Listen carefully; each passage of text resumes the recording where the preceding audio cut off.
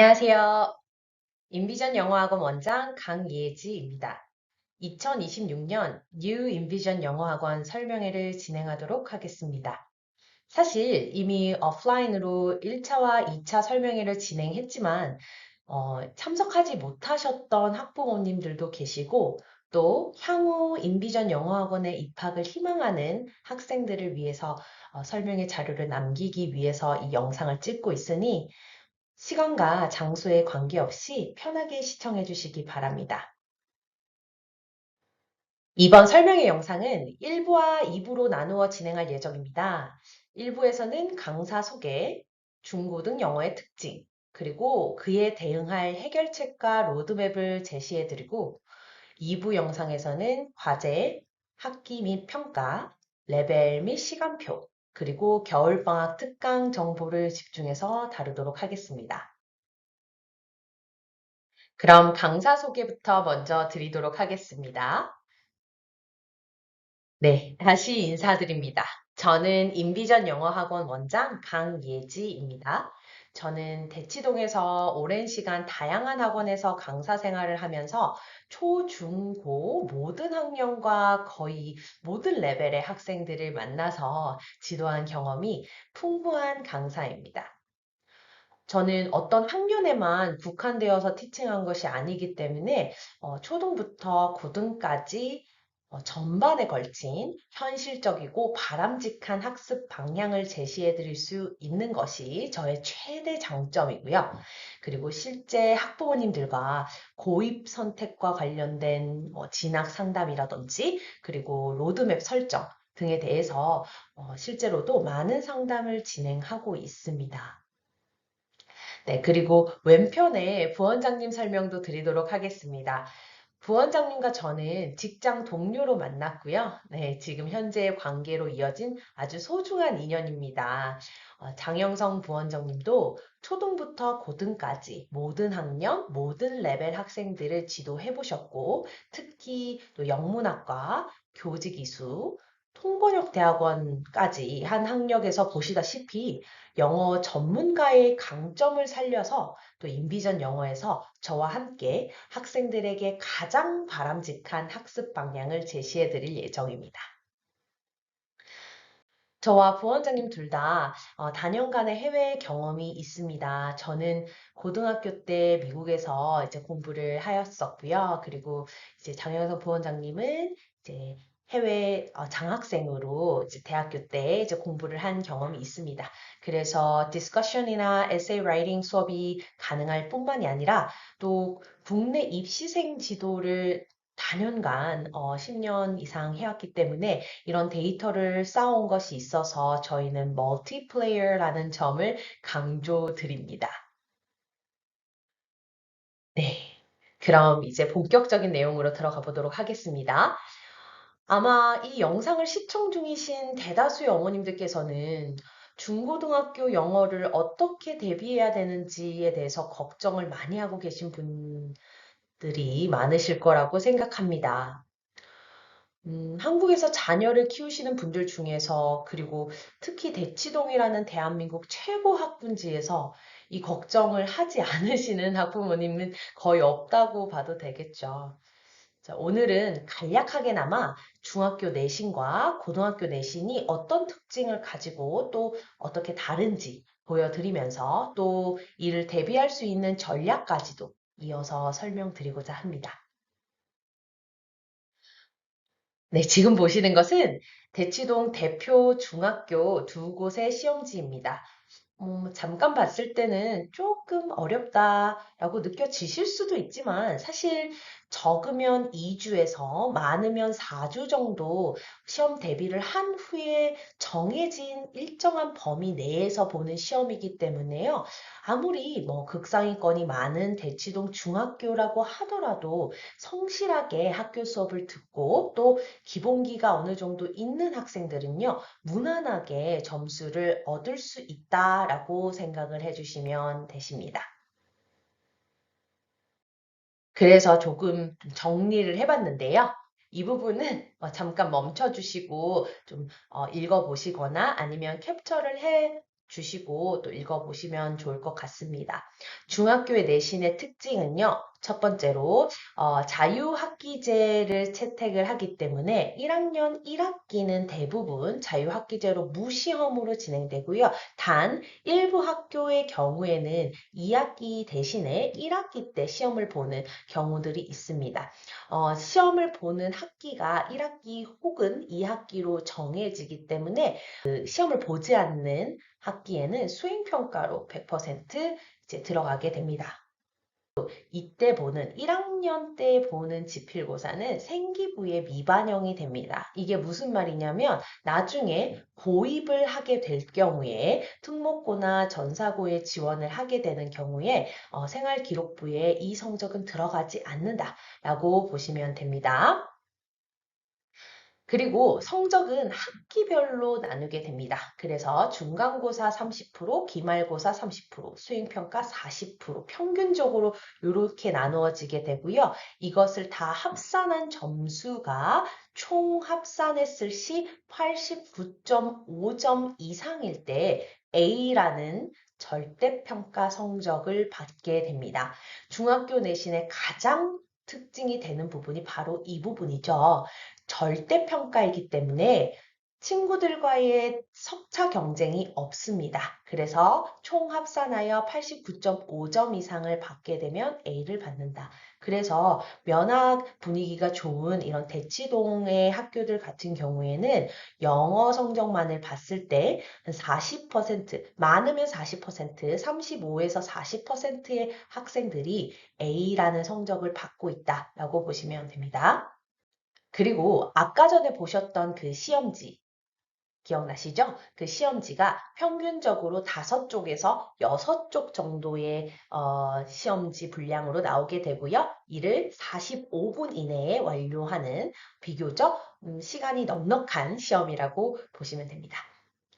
그리고 이제 중학교에 학생이 들어가게 되면요. 어머님들께서 많은 학원들에서 문자를 받으시게 될 거예요. 4월, 6월, 9월, 11월이 다가올 때요. 내신반 개강합니다. 이런 식으로 많은 광고 문자들을 받으시게 될 건데요. 이럴 때는 내신 집중 기간이라고 해서 웬만한 모든 과목들이 내신 대비에 집중하는 기간으로 평소에 진행하던 정규 수업은 스탑되고 내신으로 진행을 하게 됩니다. 대신 중3 2학기는 좀 예외 사항이 있습니다. 대부분의 학교들이 중3은 2학기 때 중간 기말을 다 치르지는 않고 기말고사만 조금 당겨서 졸업고사로 치르게 되는 경우가 대부분이기 때문에 그때는 조금 다른 이슈가 있습니다. 네, 그리고 마지막으로 중간고사는 주요 과목만 좀 보는 경우가 대다수고요. 그리고 기말고사는 전체 과목, 음미체, 음악, 미술, 체육 같은 것도 도덕 이런 것들도 다 포함하여서 시험을 보게 됩니다. 네, 갑자기 놀라셨나요? 네, 다음은 대치동 고등학교 시험지입니다. 잠깐 할 말이 없어지셨을 것 같습니다. 지금 보시는 게 한 페이지씩 제가 나눠 놓은 것이고요. 빈 공간을 찾기가 좀 어려울 정도로 빼곡하게 페이지가 가득 차 있는데요. 이런 페이지가 무려 15페이지 정도가 된다면 믿으시겠습니까?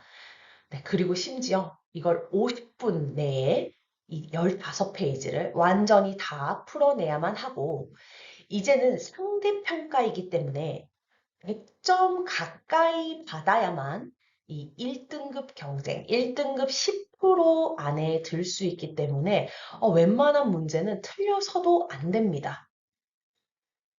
오른쪽에 나와 있는 시험지에서는요, 지문도 아니고요. 그냥 문제 한 개가 페이지의 절반을 차지하고 있는 게 보이실 겁니다. 실제로 고1 1학기 중간고사 시험을 처음 보게 되잖아요, 학생들이. 그렇게 시험을 보고 난 후에는 다 같이 눈물바다가 된다고 합니다. 네, 그럴만 하겠죠. 네, 그래서 이것도 한번 정리를 해봤습니다. 어떤 차이가 있을까요? 고등학교의 내신의 특징은요, 올해 고1부터 이제 교육과정이 바뀌었기 때문에 올해 고1부터 5등급제로 진행이 되게 됩니다. 그래서 1등급이 10%, 2등급이 34%까지 상대평가로 진행됩니다. 아까 전에 중학교에서 가장 특징이 뭐라고 했죠? 네, 절대평가였었습니다. 그런데 고등학교 내신의 특징은 상대평가입니다. 그렇기 때문에 석차가 나오는 시험이다. 라고 볼 수 있고요. 자, 그래서 여기서 수행평가 비율까지 또 알려드리면은 특목 전사고에서는 수행평가의 비중이 정말 많은 학교 같은 경우에는 70%까지 올라가는 학교들이 있습니다. 네. 그래서 정말 어마어마하죠. 그리고 일반고 수행평가도 최대 30% 정도 된다고 합니다. 하지만 일반고 같은 경우에는 선생님들이 조금 제출을 하는 것에 좀 의의를 두게 되는데요. 일반고 학생들 같은 경우에는 다른 특목고에 비해서 개설 과목들에서 좀 어떻게 보면 차등을 둘 수 있는 것들이 많이 적기 때문에 이런 수행평가에서 자기의 이런 색책을 채울 수 있는 그런 부분들을 많이 신경을 써야 되기 때문에 아무리 평가 기준이 제출에 의의를 둔다고는 하지만 또 그냥 대충해서 낼 수는 없는 또 현실입니다. 그렇기 때문에 지필고사도 극악이지만 수행까지 1년 내내 챙기면서 해야 한다는 점, 아마 다큐멘터리 같은 곳에서도 또 많이 다뤄졌던 부분이었습니다. 실제로 이번에 수행평가에 관련해서 이제 정책도 다시 나오고 그랬었죠. 네, 그래서 그런 어려움이 있는 상황입니다. 네, 그리고 고등학교 내신의 가장 대표적인 특징이 범위입니다. 단기간에 중학교는 한 달이면은 뭐 한 달 정도 걸리지도 않는 경우가 사실 많습니다. 한 2, 3주 정도로 이제 시험 범위를 해결할 수 있는 꼼꼼하게 그것도 여러 번 반복하면서 해결할 수 있는 수준이었지만은 고등학교 내신은요, 그런 식으로 한 달이라는 시간으로 절대로 이 모든 과목을 해결할 수가 없습니다. 그렇기 때문에 3월 학기가 시작하자마자 내신 대비반이 열리게 됩니다. 학교에서 진도를 나갔고 안 나갔고와는 상관이 없이 네, 학기 내내 내신 대비반이 운영되고요. 사실상 중학교 때까지 다녔던 그런 영어 정규반, 수학 정규반 이런 의미가 조금 없어진다고 보시면 되세요. 그래서 정규반이 곧 내신반이다라고 생각해 주시면 됩니다. 평균 14쪽에서 15쪽 정도가 시험지 분량이고요. 이를 50분 이내에 완료해야 된다고 앞에서 말씀을 드렸습니다.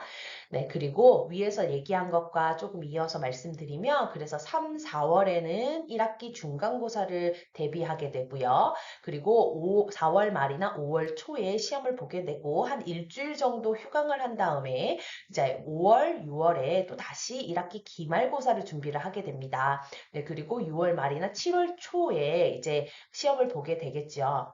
그리고 나서 이제 방학 기간이 이제 도래를 합니다. 방학이라고 해봤자 여름 방학은 아주 짧고 한 3주 정도 되기 때문에 사실 그 기간은 거의 금방 지나간다고 보시면 되고요. 8월 말부터 또 9월 이런 식으로 또 2학기 중간고사 이제 대비를 시작하게 되고요. 그리고 9월 말이나 10월 초에 또 2학기 중간고사가 마치게 되면 한 주 정도 쉰 다음에 그 다음에 10월부터 또 11월까지 2학기 기말고사 대비를 하게 됩니다. 그러고 나서 12월 달에 이제 모든 기말고사가 마치게 되면 이제 12월 중순이나 말부터 이제 방학 선행 대비가 시작이 됩니다.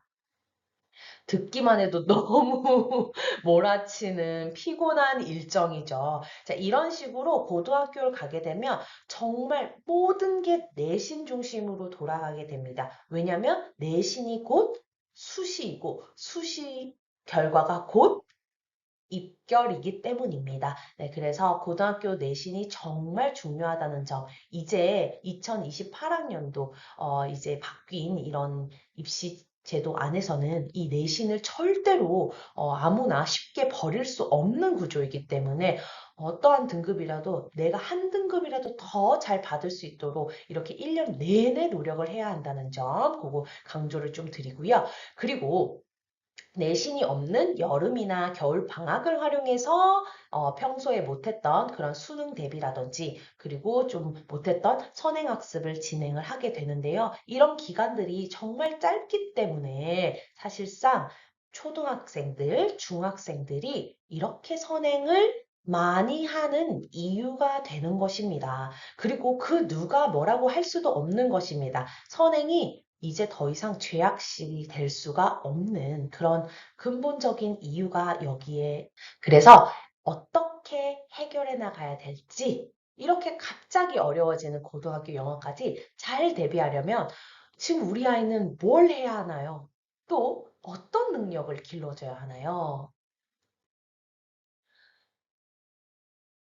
자, 이렇게 평이한 중학교 시험에서 어, 이렇게 시간을 쫓기는 압박스러운 고등학교 시험까지 대비하기 위해서는요. 정확하게 숙지하고 많이 노출하는 것만이 답입니다. 너무 뻔한 얘기 같나요? 뻔하지만 이것밖에 답이 없습니다.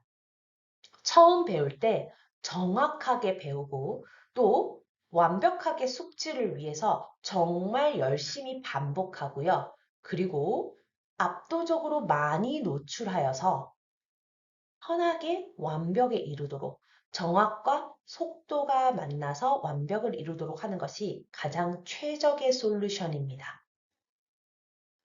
그리고 선행은 필수입니다. 하지만 그냥 단계만 어려운 것을 하는 것이 아니라 학생의 상황과 또 목적에 맞는 올바른 선행을 해야 합니다.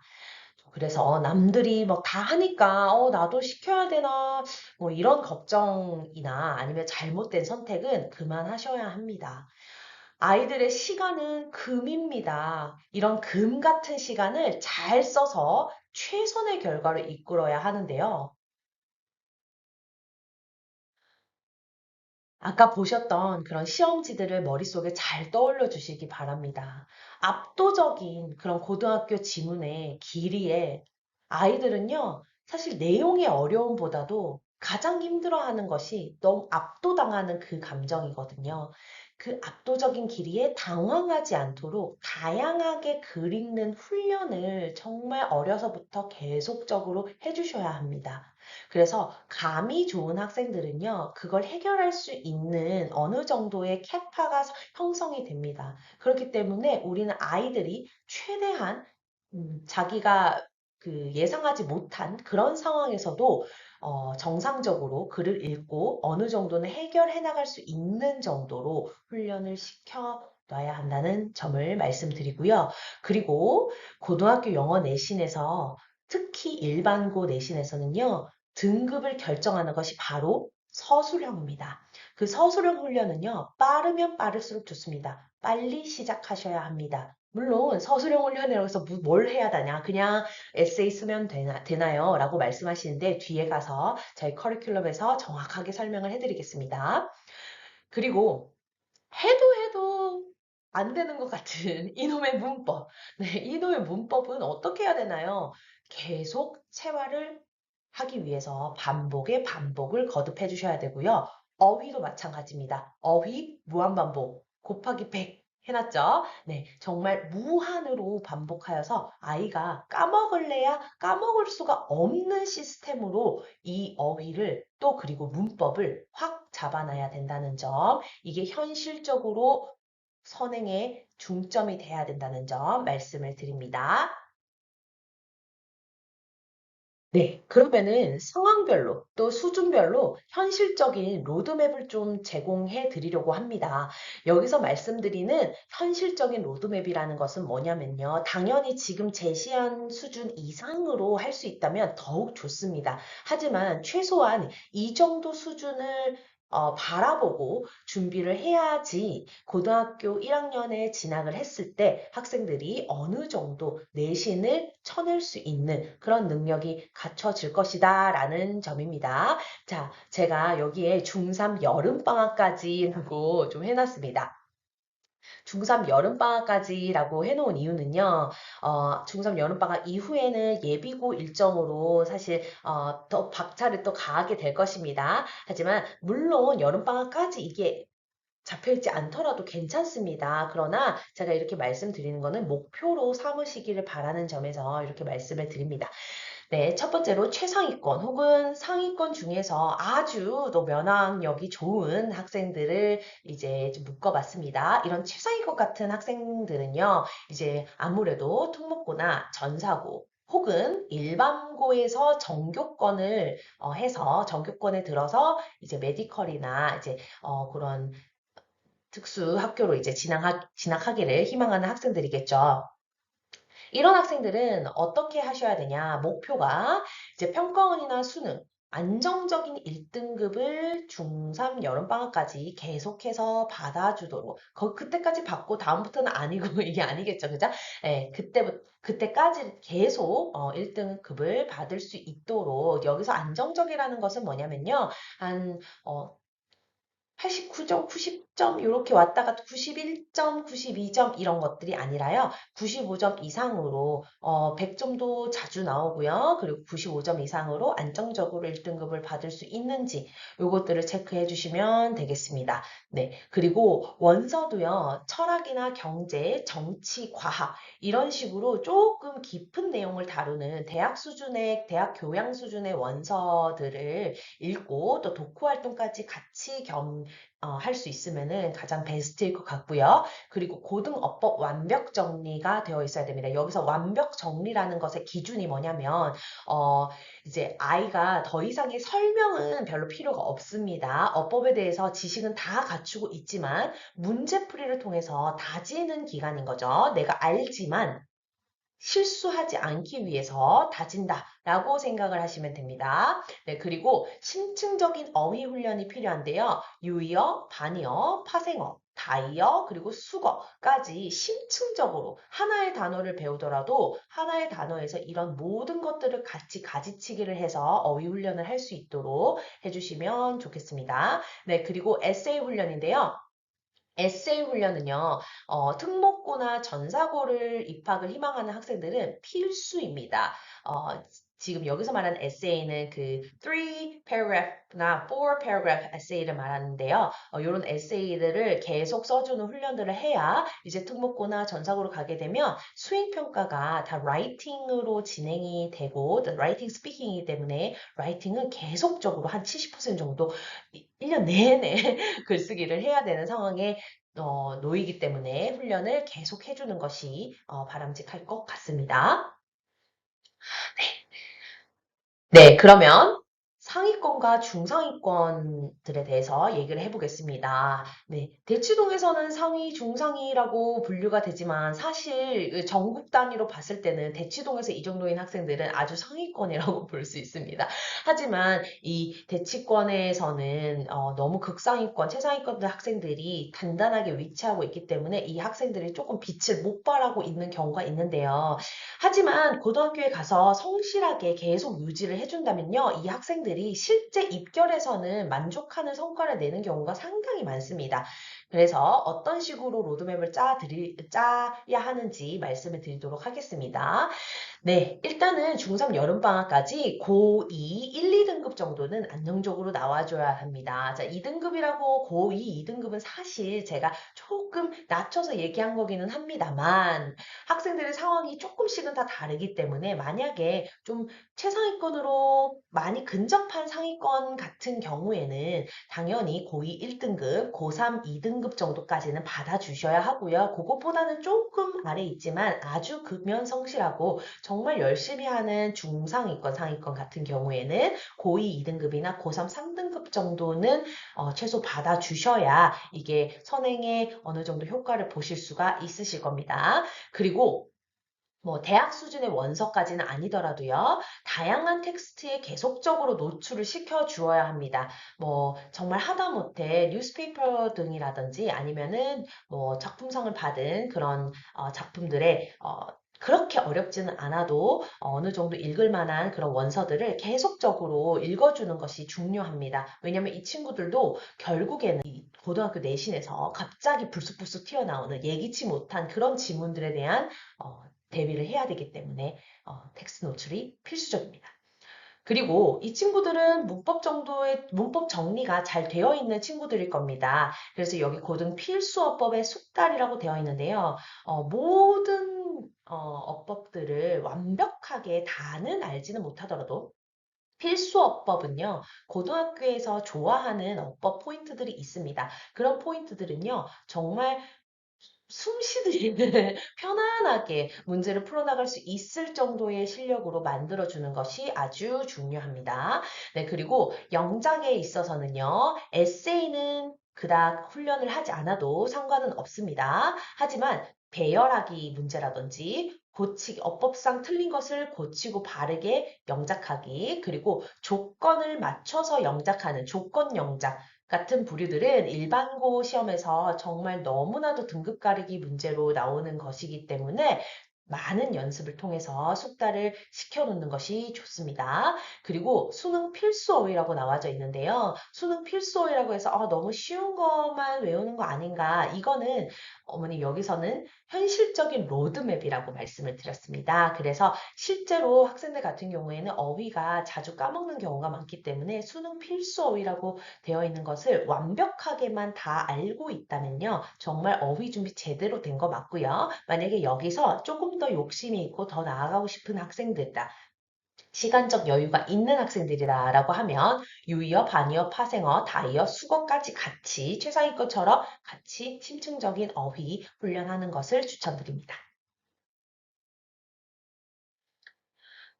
네. 가장 걱정이 많으신 레벨의 학생들입니다. 그죠? 네, 중위권과 중하위권 학생들을 이제 말씀드리도록 하겠습니다. 이 학생들도요, 열심히 노력만 한다면요, 양을 조금은 줄일 위에 있는 상위권 학생들에 비해서 조금 터치하는 양만 조금만 조절을 해주면요, 충분히 이 학생들도 등급을 어느 정도는 받을 수 있도록 준비를 할 수가 있습니다. 뭐 1등급까지는 조금 어려울지라도 2등급까지는 이제 노려볼 수 있을 만큼 이제 준비를 할 수 있고요. 그렇게 하기 위해서는요. 중학교 3학년 때까지는요. 고등학교 1학년 지문을 2등급까지 최대한 받을 수 있도록 해야 합니다. 네, 물론 2등급이 안 될 수도 있겠죠. 요 여름방학까지요. 하지만 안 되더라도 거기서 멈추라는 게 아니라 계속 고등학교 올라가기 전까지는 고등학교 1학년 거를 1, 2등급 정도로 받을 수 있도록 정말 노력을 부단히 해주시면 됩니다. 그리고 이 친구들도요, 못한다고 그냥 모의고사만 계속 풀고 있으면 안 됩니다. 다양한 텍스트에 계속 노출을 시켜줘서 이 친구들이야말로 바로 그 고등학교 시험에서 가장 당황하는 친구들 중에 한 부류거든요. 그러니까 이 친구들한테는 더더욱 다양한 텍스트 노출이 필수적이라고 볼 수 있고요. 그리고 중고등 핵심 문법을 반복하는 것이 정말 무엇보다도 중요합니다. 문법 문제 뭐 고등학교 때 그렇게 뭐 중학교 때처럼 안 나온다고 하던데요. 라고 말씀을 하실 수 있지만요. 아닙니다. 모두 고르 시험 문제는 아직까지도 나오고 있고요. 어법상 고치기 문제, 어법상 고르기 문제 정말 계속적으로 빈출로 나오고 있습니다. 그렇기 때문에 내신을 위해서는요. 핵심 문법을 계속해서 알고 있어야 하고요. 이 학생들 같은 경우에는 중등 문법도 이제 조금 흔들리고 있는 경우가 많기 때문에 핵심적인 거, 관계사라든지 병렬, 수일치 이런 핵심적인 것들, 고등에서까지 연계되는 핵심적인 것들을 반복해서 아주 꼼꼼하게 정리를 해주는 것이 중요하겠습니다. 네, 그리고 영작하는 것들을 어느 정도 숙달을 시켜 놓으셔야 합니다. 우리 아이는 잘 못해서 영작은 조금 나중에 해야 될 것 같아요가 아닙니다. 배열이나 고치기 영작은요, 중학교 초반부터 시작하실 수 있으시고요. 벌써 중3인데 어떡하죠? 이렇게 하시는 분들은 늦으셨어도 지금부터 시작하시면 됩니다. 배열부터 시작하시면 되고요. 배열이 가능하게 되면은 생각보다 많은 서술형이 해결되게 됩니다. 한 두세 문제 정도는 해결할 수 있을 정도로 되거든요. 그러니까 숙달을 시키는 것을 목표로 삼으시면 되겠습니다. 그리고 요 학생들 같은 경우에는 까먹는 게 더 많은 학생들이에요. 그래서 반복에 반복을 더해 주셔야 되고요. 이 학생들은 유의어, 반의어, 파생어 이런 것들까지 다 하기에는 조금 힘겨워할 수 있습니다. 그렇기 때문에 그런 것들을 강요해서 집어넣기보다는 표제어 중심으로 정말 열심히 시켜주시되 만약에 조금 표제어가 익숙해졌다라고 하는 학생들 같은 경우에는 예문 공부를 시켜주시면 정말 좋겠습니다. 왜냐하면 예문 공부를 하게 되면요. 그 안에 있는 collocation,s라든지 이렇게 연어라고 하죠. 이제 이어지는 말들 그리고 어떤 단어들 그 예문 속에 있는 단어들까지 같이 어떻게 보면 보너스로 같이 가져갈 수 있기 때문에 만약에 필수 어휘를 완벽하게 좀 숙지를 했다, 많이 반복을 했다라고 하면 예문으로 넘어가서 좀 공부를 하도록 해주시면 현실적인 로드맵이 되겠습니다. 자, 이제 여기까지 보셨으면 중고등학교 영어가 어떤 특징을 가지고 또 어떤 로드맵을 따라야 할지 어느 정도 윤곽이 잡히시리라 봅니다. 네, 그러면 대체 인비전 영어 너네는 이것을 위해서 무엇을 또 어떻게 할 거니? 라고 궁금해 하실 텐데요. 이를 말씀드리도록 하겠습니다. 저희 인비전의 전략은 3, 2, 1, 1입니다. 네, 다시 한번요. 3, 2, 1, 1입니다. 네, 첫 번째 3은요. 바로 독해입니다. 인비전 영어의 야심찬 새 도약의 중심에는요. Reading Trinity가 있습니다. 구문 독해, 지문 독해, 원서 독해의 3중 구조로 빈틈을 주지 않는 완전한 독해 솔루션을 드리겠습니다. 구문 독해 많이 들어보셨을 겁니다. 대체 구문 독해가 뭘까요? 구문 독해는요, 문장에서 쓰이는 pattern, 즉 문법적이나 어법적 표현들, 그걸 구문이라고 하는데요. 그 구문을 먼저 학습을 한 뒤에 그것이 다양하게 문장 속에서 적용된 것들을 보면서 그걸 해석해 나가고요. 그걸 통해서 또 문장의 구조를, 뼈대를 파악하는 데 그 핵심이 있습니다. 그래서 대부분 구문 독해를요, 해석을 위해서만 한다고 생각하시는 경향이 있거든요. 하지만요, 사실 구문 독해의 엑기스는요, 바로 청크 만들기. 청크는 덩어리죠. 덩어리 만들기에 있습니다. 의미 덩어리를 만들 줄 알면요, 영작의 기초 단계, structure building이 가능해지고요. 이거는요, 추후 고등 서술형에서 엄청난 영향을 미치게 됩니다. 두 번째는 지문 독해입니다. 문장만 해석하고 끝나는 것이 아니라요. 수능 모의고사형 지문들 속에서 논리를 찾아내고 또 글의 핵심을 파악해서 정답까지 도출해내는 실전 독해 능력을 기르게 됩니다. 아직 고등모의고사형 지문 학습을 위한 실력이 갖춰지지 않은 초등 레벨의 학생들이나 이런 학생들은요, 경우에 따라 그 전에 빌드업을 할 수 있는 단계별 지문 교재를 사용하게 됩니다.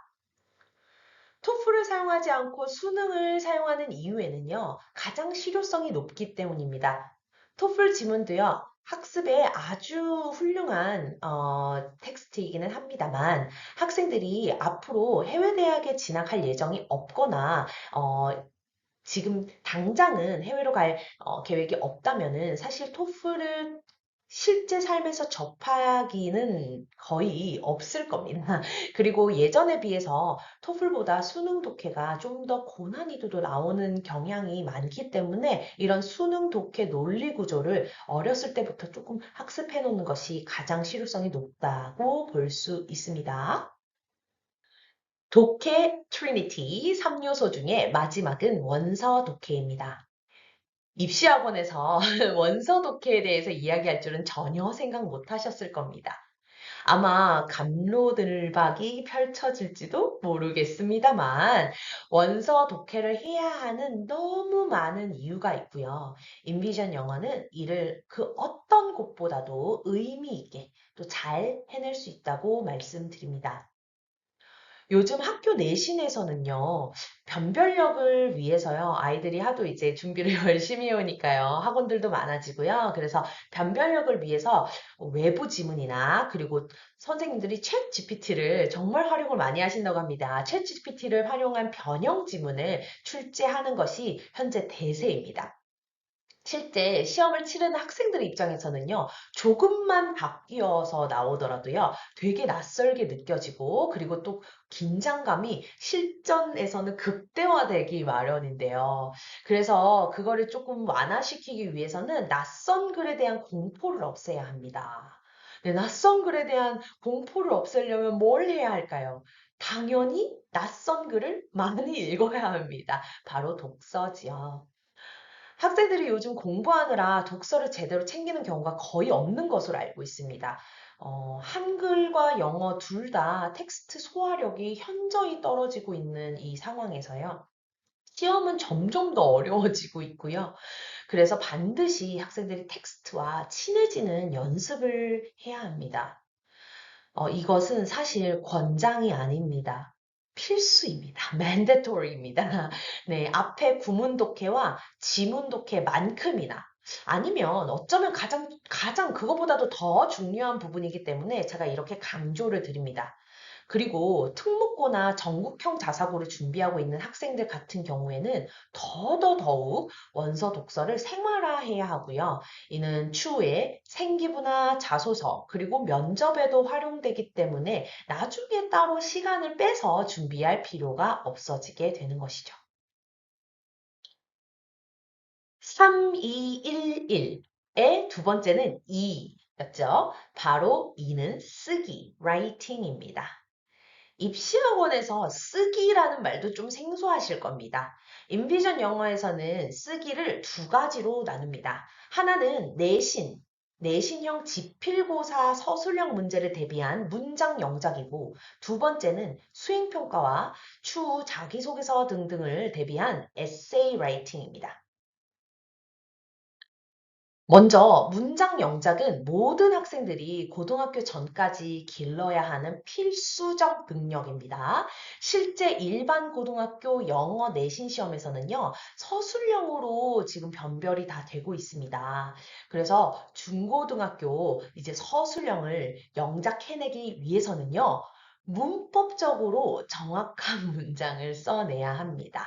조건을 다 맞춰야 하는 경우이기 때문에 아이들의 감점이 정말 많이 일어나게 되는데요.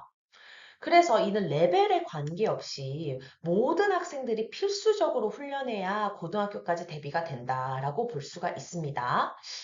그래서 여기 예시를 보시면요. 이렇게 처음에 간단한 문장부터 이제 복잡한 문장의 영작까지 훈련하게 되고요. 이를 훈련한 학생들은 실제 고등학교 시험에서 이런 문제가 나왔을 때도 당황하지 않고 충분히 해결해 낼 수 있게 됩니다.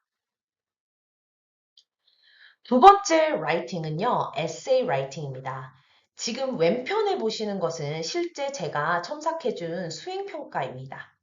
중학교 수행평가임에도 꽤 길고 내용이 많은 것을 보실 수 있는데요. 이렇게 중학교 때부터 꼼꼼하게 수행 준비를 해나가기 위해서는 짧은 단락형 에세이라도 계속해서 쓰는 연습을 해야 하고요. 이는 저희가 수업 중에 아까 앞에서 얘기한 원서 독해를 한 후에 독후 활동에서 채워지게 될 예정입니다. 우측을 보시면요. 실제 사피엔스를 읽고 학생이 에세이를 쓴 것인데요. 이제 최상위권 학생들은 이런 식으로 고난도 원서를 읽으면서 생각을 좀 정리하고 자기 의견을 개진하는 그런 에세이를 주기적으로 쓰는 연습을 하게 됩니다. 3, 2, 1, 1의 세 번째는 1, 바로 문법입니다. Grammar Unity인데요. 대치동에서 사라지지 않는 특강 중 하나가 바로 문법 특강이죠. 저도 매번 여름, 겨울 방학 때마다 문법 특강을 하지 않은 적이 없을 정도로 수요도 또 공급도 많은데요. 이렇게 문법을 많이 많이 많이 공부하는데도 왜 우리 아이는 아직도 문법을 못할까요? 네, 바로 아직 체화가 안 됐기 때문입니다. 더 거쳐야 한다는 거죠. Grammar Unity 과정은요, 한 번으로 문법이 정리되는 것이 아닙니다.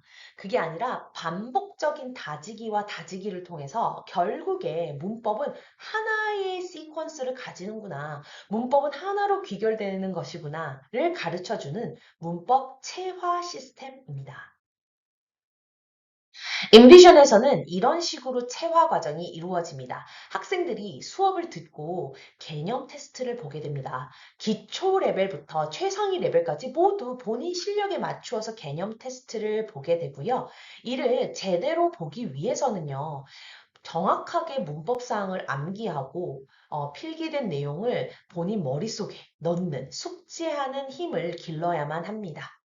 이러한 개념이 쌓인 후에는 문제를 통해서 응용력을 쌓게 되고요. 이것이 점점 이렇게 나선형으로 슬슬슬슬 올라가게 됩니다. 그렇게 되면 반복이 되면서 그 끝에는 결국에 정점에 체화된 문법이 남게 됩니다. 그리고요, 학부모님들께 조금의 위안의 말씀을 좀 드리자면, 저는 13년 강사 생활 동안 문법 설명 듣고 한 번에, 단 한 번에 깨우쳐서 다시는 잊어버리지 않는 학생을 본 적이 단 한 번도 없습니다. 나름 잘하는 학생들도요, 중3이 되어서야, 선생님, 저 이제 좀 알 것 같아요. 이렇게 말을 합니다. 아이들은 그렇습니다.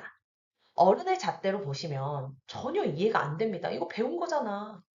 근데 아이들은요, 영어만 하는 것이 아닙니다. 그래서 다양한 과목들을 챙기느라 그 홍수 속에서 이 문법 배운 것들을요, 잠깐 저 깊은 뇌 안에, 서랍에 숨겨 놨다가요, 이것이 계속 반복해서 끄집어내고 끄집어내고 끄집어내고 반복의 반복을 거듭하다 보면요, 드디어 수면 위로 떠오르게 되는 거죠.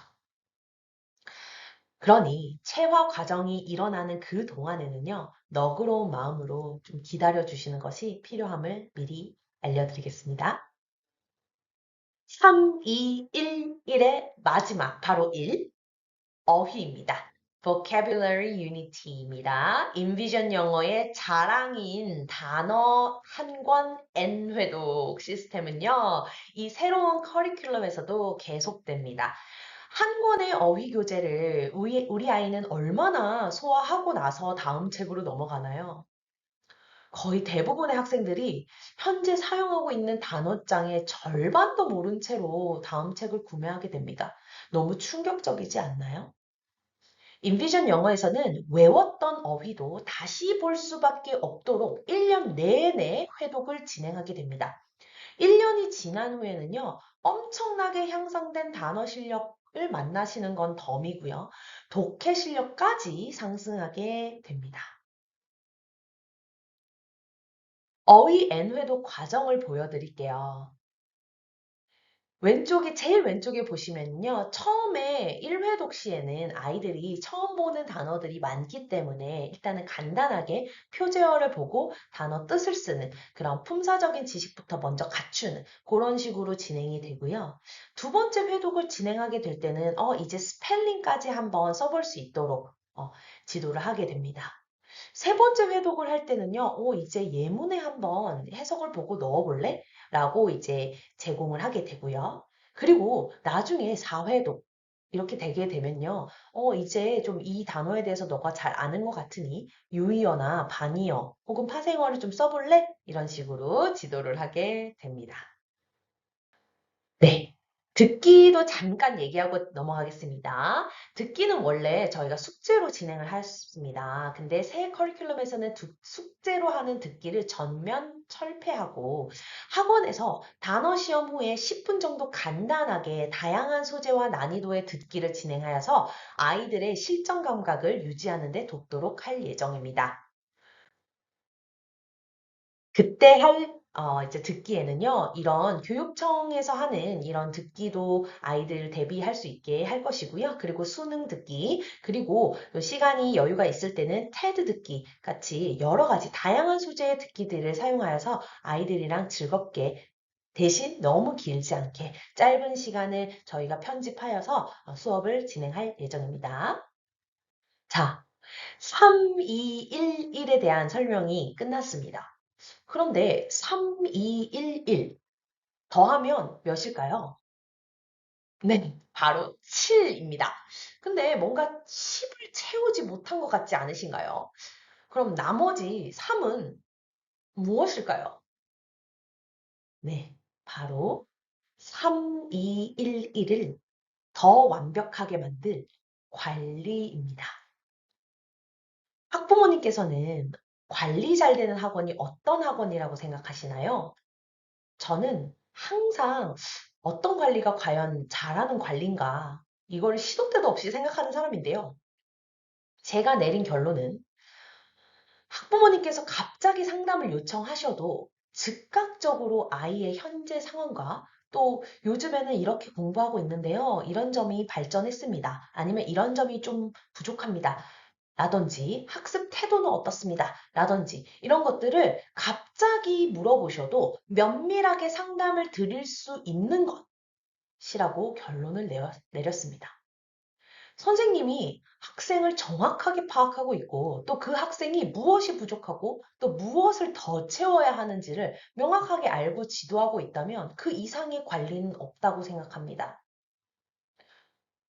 테스트 통과하지 않으면 남기고 몇 점이라고 문자 보내고 이런 것만으로 관리가 다 되고 있다고 생각하지는 않습니다. 그만큼 저는 세세하게 학생들을 돌보고 챙기겠습니다. 인비전 영어는 학생 관리를 그 어떤 수업보다도 중요하게 여깁니다. 네, 이제 1부가 끝났습니다. 긴 시간 정말 집중해 주셔서 감사하고요. 다음 2부에서는 말씀드린 대로 과제, 학기 및 평가, 그리고 레벨, 시간표, 겨울방학, 특강까지 말씀드리도록 하겠습니다. 들어주셔서 감사합니다. 2부에서 만나겠습니다.